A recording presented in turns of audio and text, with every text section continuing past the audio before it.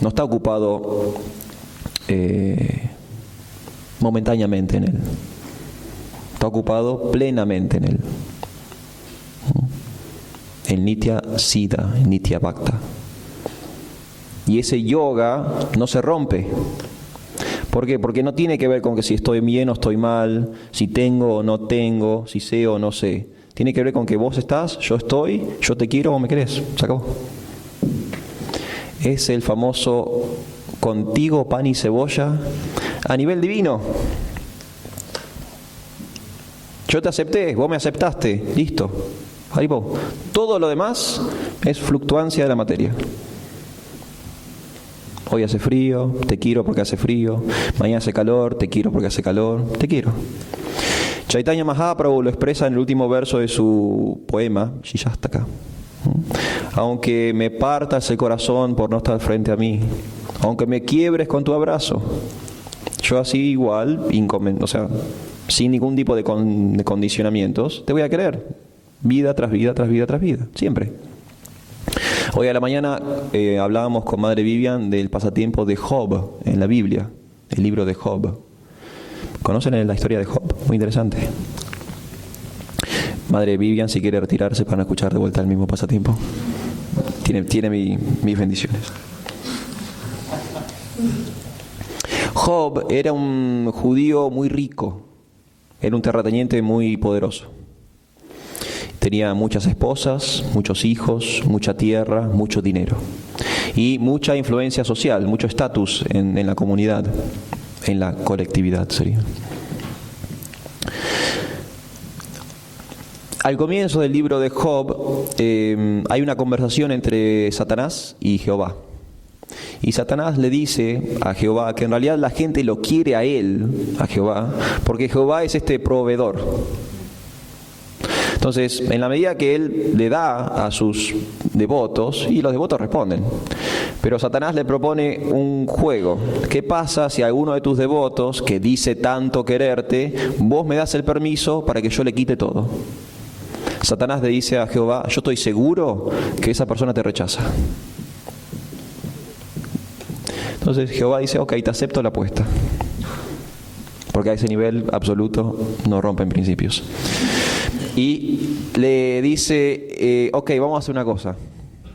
¿Quién es el mayor devoto en la tierra? ¿Quién es la persona que más me quiere en la tierra? Es Job, es este terrateniente. Ok, dice Jehová, dice, estoy de acuerdo, vamos a hacer el experimento con Job. Lo único que te pido, la única condición que yo pongo es que no lo mates a Job. Le puedes hacer de todo, pero no lo puedes matar. Entonces Satanás acepta, gustoso porque él estaba convencido de que iba a ganar la apuesta. Entonces Job pierde sus tierras, como pierde sus tierras, se empobrece, como se empobrece, las esposas desaparecen, los hijos se enferman y mueren, él pierde su dinero, pierde su salud, pierde su reconocimiento social, y en un momento él termina como un leproso mendigando en la calle. Todo con llagas, dolorido, desnudo, ahí a un costado de la calle, en una cuneta. La gente no se acercaba, él olía mal, estaba todo enfermo. Ese era Job. Y cuando Satanás lo ve en ese estado, dice, ok, acá ya está, ya gané. Él va a rechazar a Jehová. Y lo maravilloso es que Job no rechaza a Dios, sino que aún en ese estado tan miserable y crítico, él sigue siendo un devoto. Entonces Jehová ¿viste? Es un devoto de verdad. No quería, como mencionamos antes, los objetivos previos. No buscaba alivio, no buscaba riquezas, no buscaba conocimiento. Me busca a mí. E incluso en la situación material más deprimente, él me sigue buscando a mí.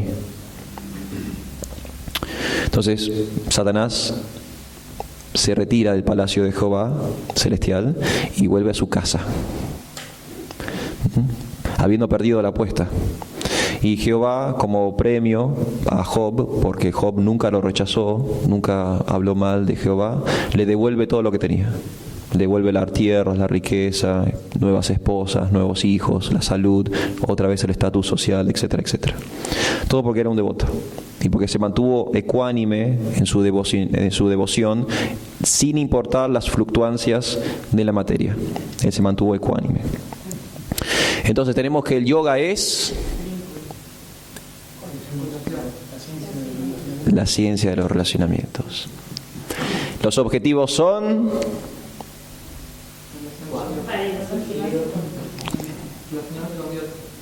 ¿eso es un objetivo? ¿Otro objetivo? Y parar con la aflicción. Entonces tengo esta ciencia y tengo las metas o los objetivos que puedo alcanzar con esta ciencia. Ahora vamos a hablar de las metodologías. ¿Se entiende? O sea, lo que tengo que hacer con la ciencia para alcanzar un objetivo. Vamos a ir al capítulo número 6 del Bhagavad Gita. El capítulo número 6 del Bhagavad Gita es un capítulo interesante que habla sobre el Dhyana Yoga, que es el yoga que nosotros conocemos en Occidente, este yoga de la meditación, las asanas, las posturas y demás. Vamos a ir al verso número 3 de este capítulo número 6, y en ese verso número 3, Prabhupada hace algo muy interesante en el significado, que es que él establece un concepto propio. Hay significados del Bhagavad Gita donde Prabhupada se muestra como el teólogo que es, como el filósofo que es, ¿sí? Y él establece conceptos que son de él, basados en las escrituras, pero son creaciones de él. ¿Se entiende? Por ejemplo, en el texto 29 del 5º capítulo tenemos la fórmula de la paz. Eso es una creación de Prabhupada, basado en un texto védico de más de 5.000 años, ¿no? El Bhaktaram, saber que Krishna es el último recipiente de nuestras austeridades, nuestras ofrendas, los sacrificios, entender que Él es el Señor de los semidioses, es el Ser Supremo, etcétera, etcétera. En base a ese verso que tiene más de 5.000 años de antigüedad, Prabhupada crea un concepto propio, que es la fórmula de la paz. De hecho, ese verso, ese significado de Prabhupada, al comienzo del movimiento se editaba como si fuera un folletito, ¿sí? Porque marketineramente, hablar de la fórmula de la paz en la explosión del hipismo daba sus frutos, ¿sí? Entonces Prabhupada, como era muy inteligente, usó ese recurso del mundo contemporáneo para difundir el mensaje de Chaitanya Mahaprabhu. Si ustedes se fijan, al comienzo del movimiento Hare Krishna en Occidente, Prabhupada hizo mucho uso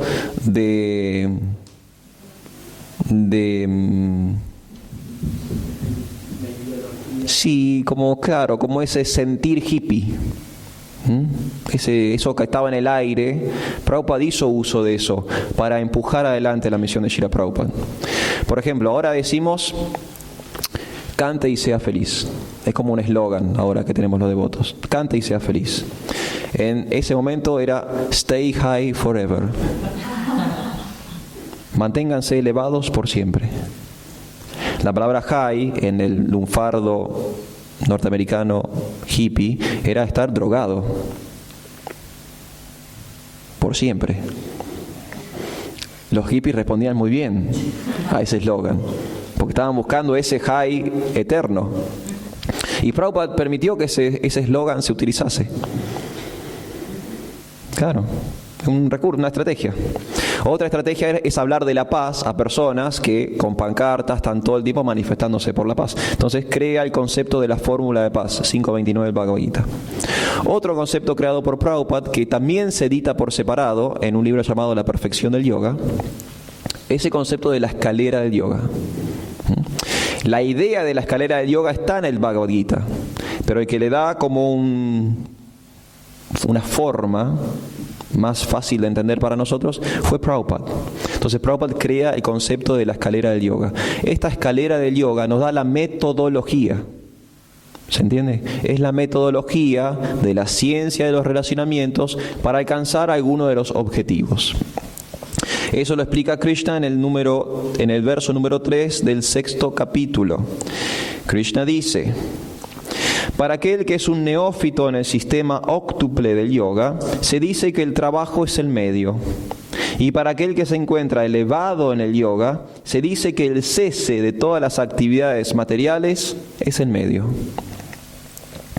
Como hablamos de medio, hablamos de metodología. Cosas para hacer.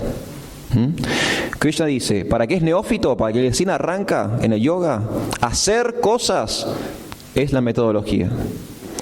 Para que está muy avanzado en el yoga, hacer menos o no hacer, esa es la metodología.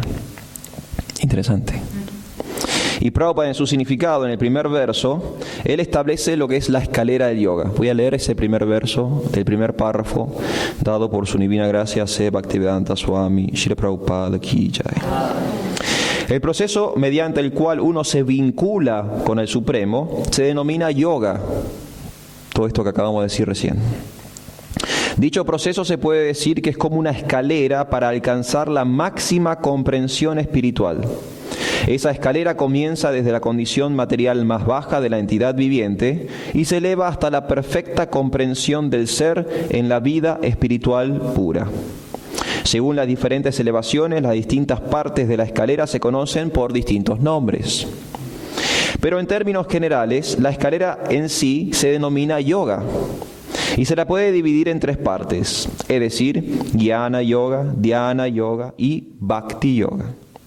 El comienzo de la escalera se denomina Yoga Rurukshu y el peldaño más alto se denomina Yoga Rudra.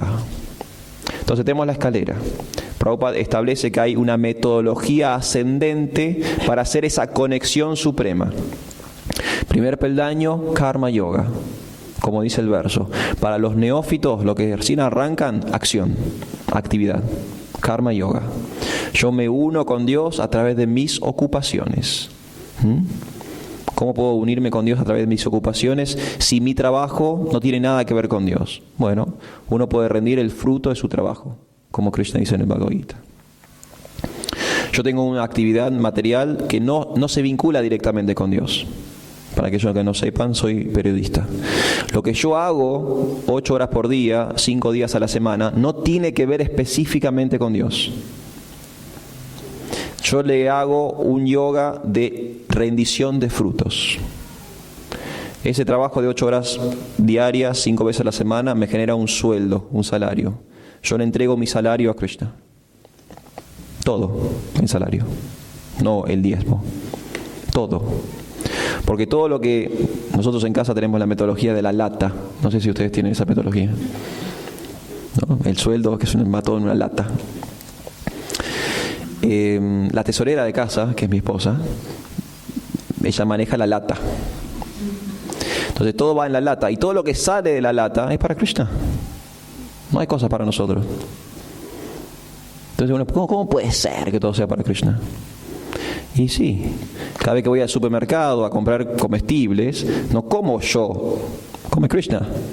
Yo tomo sus remanentes. Yo no como. Yo tomo prasadam. Elementos de limpieza. Y sí, claro, ¿cómo no vamos a mantener el templo limpio? Y hay que comprar limpiadores para el piso, trapos de piso, secadores, escobillones, no sé, aromatizantes. Hay que comprar todo eso. ¿Para qué? Para que el templo esté limpio. Todo el sueldo es para Krishna. No hay dualidad. No tiene que haber dualidad. Si no, no es yoga. Porque si no, una parte de eso es para mí. Entonces no estoy vinculándome con nadie. No es my precious, ¿no? Es el síndrome de Gollum. Es una creación mía. El síndrome de Gollum. Existe el síndrome de Gollum. No sé si lo han visto. Yo lo veo bastante seguido. Claro. ¿No? ¿Alguien tiene algo? ¿Alguien no sabe qué es Gollum? ¿No sabe lo que es Gollum? Devotos puros que no miran tele. Muy bien. O que no han leído también puede ser. Es el peor de los casos. Gollum es un personaje ficticio de una obra literaria. Y esta persona empezó siendo una persona normal, se obsesionó con una riqueza en particular y se volvió un monstruo por la obsesión.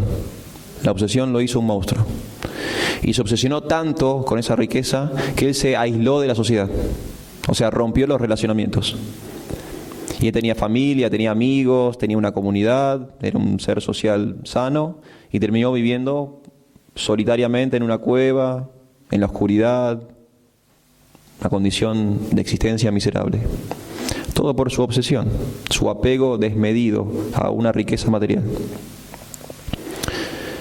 Si nosotros hacemos eso con el sueldo, somos como Gollum. Entonces tenemos que dar. Karma yoga. Si no puedo dar, si mi trabajo no me conecta directamente con Dios, Krishna dice que Él acepta el fruto del trabajo. Él acepta lo que uno gana con la actividad para conectar con Él. Primer nivel. Primera metodología. Yo puedo tener un objetivo que sea aliviar mi dolor, conocer, etcétera, etcétera, obtener riqueza, etcétera, etcétera. Y ahora tengo una metodología. Puedo trabajar y conectar con un objetivo de esos. La segunda metodología se llama jnana, conocimiento. Puedo utilizar el medio de la intelectualidad para conocer a Dios o para vincularme de alguna forma. En el mejor de los casos, estudio las escrituras sagradas.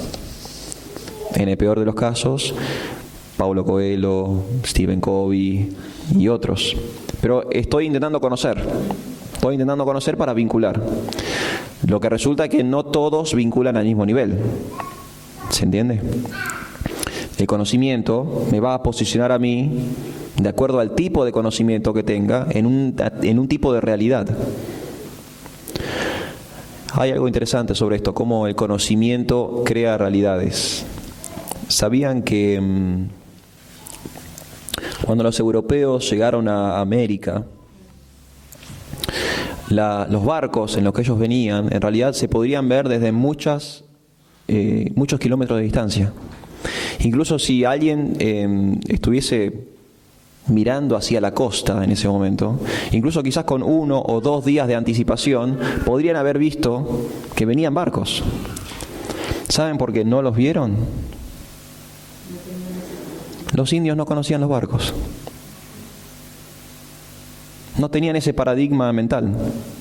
Los españoles desembarcaron y ¿qué hacen esta gente acá? Nunca vieron el medio de locomoción, porque en su cabeza, no estaba el concepto barco, no estaba el registro. En su realidad material fáctica no existía el barco. No lo vieron venir. Muy loco. Muy loco. Ese es el poder del conocimiento. El conocimiento nos sitúa en un plano de realidad. De acuerdo a lo que yo conozco, esa es mi realidad.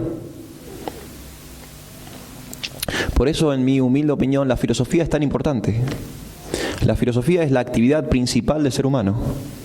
¿Por qué? Porque la filosofía genera ideología, ideas en mi cabeza. Esas ideas generan paradigmas. Esos paradigmas generan comportamiento. Yo voy a actuar de acuerdo a ¿qué? A lo que pienso. ¿Y por qué pienso como pienso? Porque incorporé a un tipo de filosofía. Si yo incorporo la filosofía de Gollum, actúo como Gollum. Si incorporo una filosofía más sofisticada, más elevada, más pura, más perfecta, actúo de otra manera. Krishna establece esto en el Bhagavad Gita también. Cuando él dice que en realidad entre demonios y devotos solo hay un cambio de comportamiento. Shura, Ashura. Solo que uno piensa de una forma y otro piensa de otra. Es la única diferencia. La diferencia fáctica es que van a llegar a distintos lugares. ¿Por qué? Porque piensan distinto. Es como, por ejemplo, cualquiera que sea padre aquí en la congregación, a veces uno le dice a sus hijos, no es por ahí. Y el hijo quizás no quiere aceptar. ¿No, Haripo? Porque eso que vos pensás crea tu realidad. Vos no actuás como yo digo que tenés que actuar. ¿Por qué? Porque no pensás que yo estoy en lo correcto. Entonces actuás de otra forma. Y hay que aceptarlo. La única diferencia entre que actúe como yo digo y que actúe como él quiere es eso, el comportamiento. ¿Vas a actuar como vos querés o vas a actuar como yo te digo?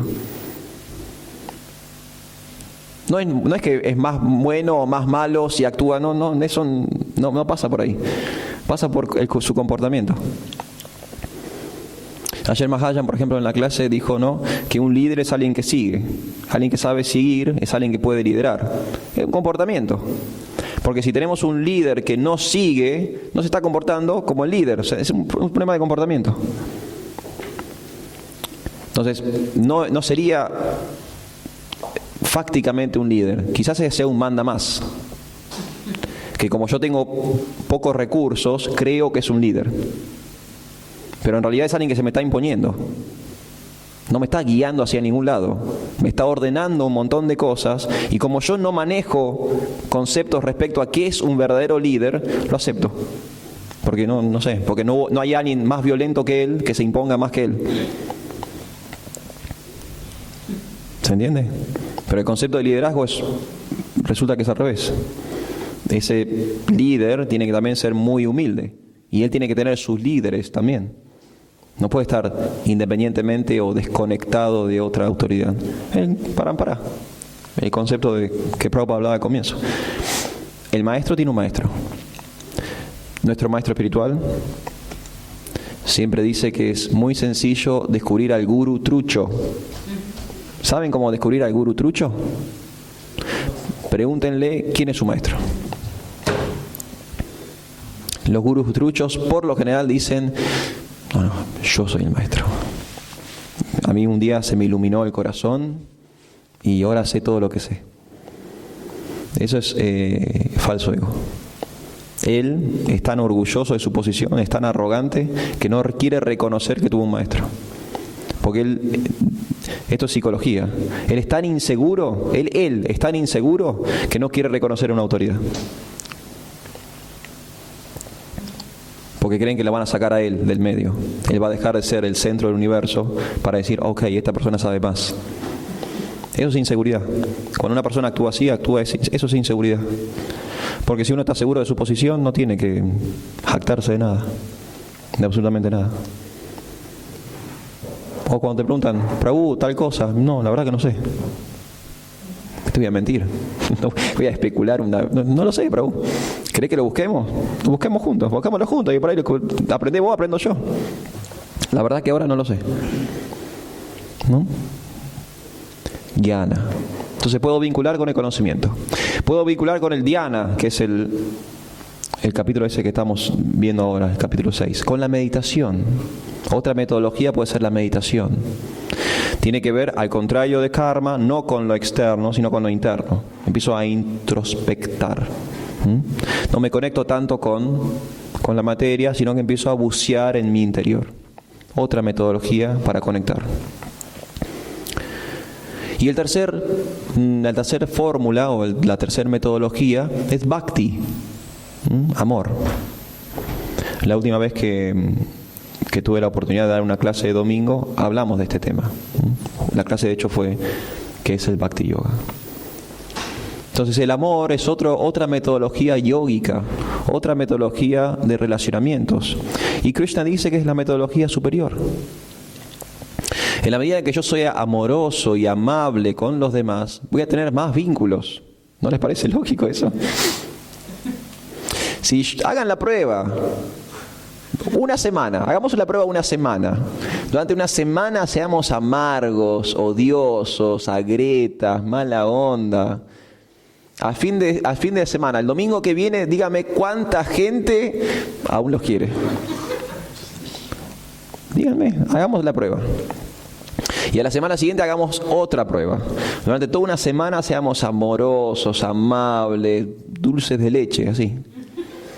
Y veamos cuántos gente tenemos como amigos o como relacionamientos. Está claro que una metodología va a fallar y que otra metodología va a funcionar. También puede ser un poco ver ciertas cosas muy profundas, ¿no? Porque aquellos que se acercan mientras uno es negativo, también quiera... Más negativo. No, pero conoce o sabe soportar esa negatividad de uno. Mientras uno es dulce, la gente normalmente se acerca al dulce, pero quizás sea superficial. Puede ser superficial. Puede ser. Puede ser. Pero, confirmado. Pero si hacen el trabajo interno, como dice Jack Anivas, si hacen el trabajo sincero, de ese amor sincero, las relaciones son más fuertes en ese nivel, en el nivel de la devoción y el amor. Por eso Krishna acepta más ese tipo de devoto. Por eso Krishna acepta como metodología suprema la devoción. Él no acepta el karma, el jnana, el dhyana. Porque si fuese posible hacerlo de un modo más superficial, los otros caminos serían válidos también. Son válidos como parte de una escalera, como Prabhupada explica en el significado. Toda la escalera es yoga. O sea, hagas lo que hagas en ese nivel, estás conectando. Pero es como la escalera del loft. Eso en la resaca de ayer.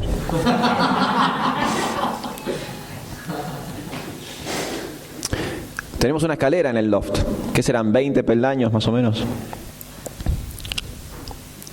Uno puede pasar por la puerta. Mucha gente me ha dicho, no sabía dónde quedaba. Pasé 1000 veces por ahí y no sabía que estaba el loft ahí. Ese es un peldaño. Sería el subsuelo en realidad. ¿No? Pasar y no ver, no darte cuenta. Pasás y no te das cuenta. El conocimiento crea una realidad. No sé que ese es el loft, o se pasé 1000 veces por ahí y no lo encontré. Otros pueden haber visto que hay una puerta pintada de naranja y dijeron, bueno, acá puede ser. Pero no entran, pero ya saben dónde está. Otros tocan timbre y entran. Hay personas, me ha pasado, a personas que las atendí en la puerta y no entraron. A mí me ha pasado, yo personalmente me ha pasado. Yo he atendido personas en la puerta y no han entrado, pero llegaron hasta la puerta. Y después hay personas que pueden quedarse en los peldaños.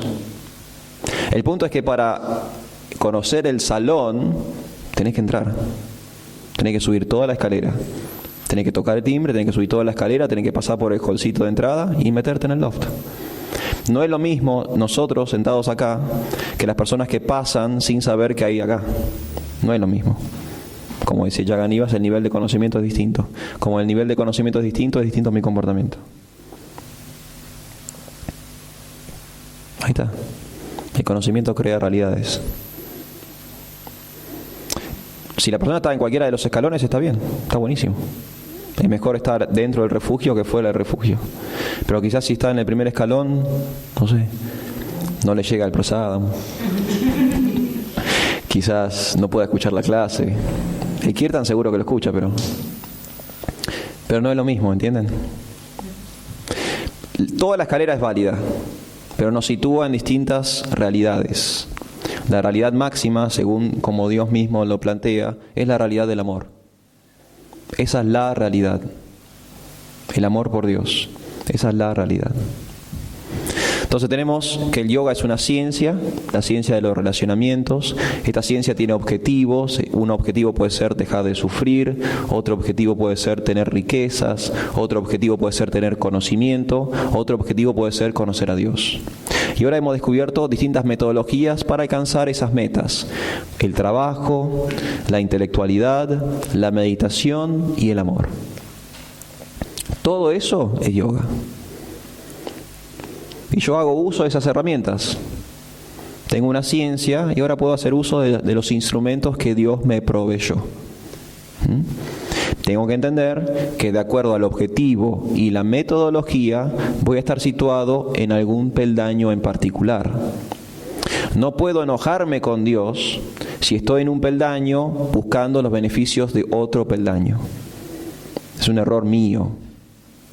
No puedo enojarme con, supongamos, los directivos del loft, porque yo desde la puerta no puedo escuchar la clase. El error es mío, no de los directivos del loft. Para escuchar la clase, tenés que subir al salón. Porque una tendencia natural que tenemos nosotros es que la culpa siempre la tiene el otro. ¿Cómo? Ya tiene Lolo. La culpa siempre la tiene el otro. Y Dios es el máximo recipiente de la culpabilidad ajena. Es el máximo recipiente. Todo siempre es culpa en última instancia de Dios. Porque yo hago la cadena lógica de pensamiento. Si Él hizo todo, si Él sabe todo, si Él es el dueño de todo y nada me funciona, Él es el culpable. ¿No? No, el culpable sos vos. Que no estás apretando los botones correctos, no estás tirando la palanca correcta, o sea, vos sos el problema. Tenemos que hacer ese trabajo mínimo de humildad para entender que yo tengo un problema. ¿No dicen, por ejemplo, que el primer paso a la solución es el reconocimiento del problema? Y bueno, si yo no reconozco el problema, por más que apunte, siempre es la nada misma. Entonces, reconozcamos que de acuerdo al peldaño que estoy, tengo una realidad. Si quiero otra realidad, tengo que subir otro peldaño. Peldaño A, realidad A. Peldaño Z, realidad Z. No pedamos realidad Z en el peldaño A porque no funciona. Porque es una ciencia. No es caprichoso. Es científico. Es 2 más 2, 4. Para cerrar, quiero leer algunas cositas más. Hay todo un capítulo interesante, que es el capítulo número 15 del Bhagavad Gita, que de hecho está intitulado El Yoga de la Persona Suprema. Es el título, el Yoga de la Persona Suprema. O sea, los relacionamientos de la Persona Suprema.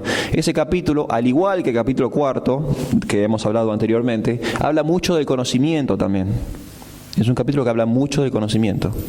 Y en ese capítulo, al igual que en el capítulo 10 y 11, Krishna, en la conversación, comienza manifestándose del modo en que Él es en la realidad. Por ejemplo, Él dice, yo soy el fuego de la digestión. O sea, nos muestra cosas para que nosotros podamos vincularnos con Él desde el plano físico.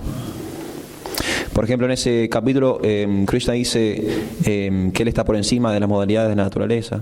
O sea, nos explica cómo Dios se relaciona con la naturaleza, por ejemplo. Básicamente no le afecta. Pero nos explica, mira, la verdad, todo esto que te pasa a vos, a mí no me pasa. Claro, muy interesante, ¿no? ¿Frío? No tengo frío. ¿Calor? No. ¿Hambre? No. ¿Enojado? No tengo ni idea de qué me estás hablando.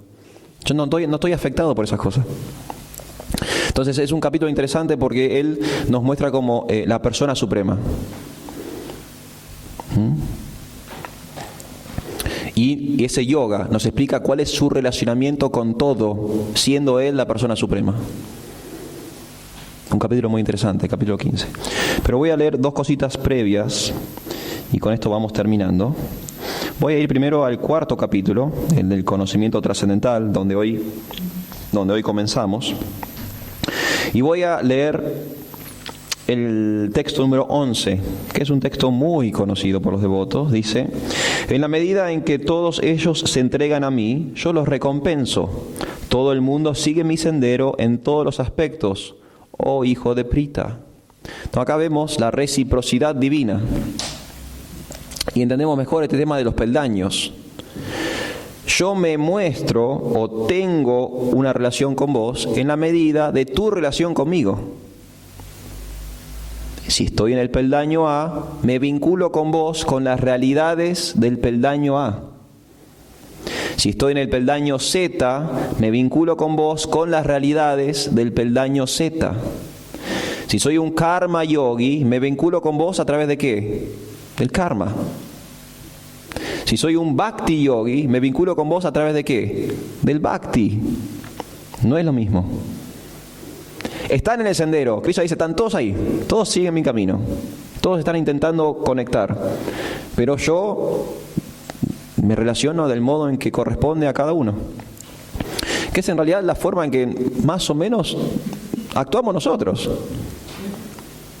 O sea, yo por ejemplo tengo una bebé, se llama Sundari. Y me la paso haciendo pavadas, como se llama, todo el tiempo. Uno habla con vocecitas, ¿no? Pero yo no hablo así con la gente en general. Gracias a Dios. Si un día ven que hago eso, un cachetazo y juro por Krishna que no me enojo.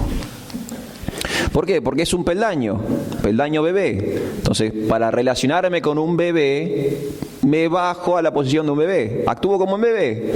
Y me dejo que me pise la cabeza, me cachetea, me tira las orejas. Me muerde, ahora se la dio por morder. Y me dejo morder. Ahora ustedes me muerden y... No, estamos todos locos, ¿no? O una persona en la calle me quiere morder en la esquina. No reacciona de la misma forma. Porque es un peldaño. Peldaño, relacionamiento, bebé. ¿Sí? Entonces recompenso a nivel de bebé. Con adultos es otra cosa. Tiene que ser otra cosa.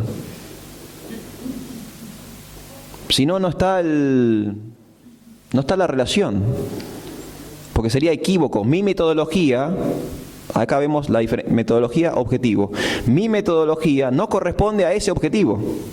No voy a llegar nunca. No voy a llegar nunca. El camino que tomé no me lleva al lugar que quiero llegar.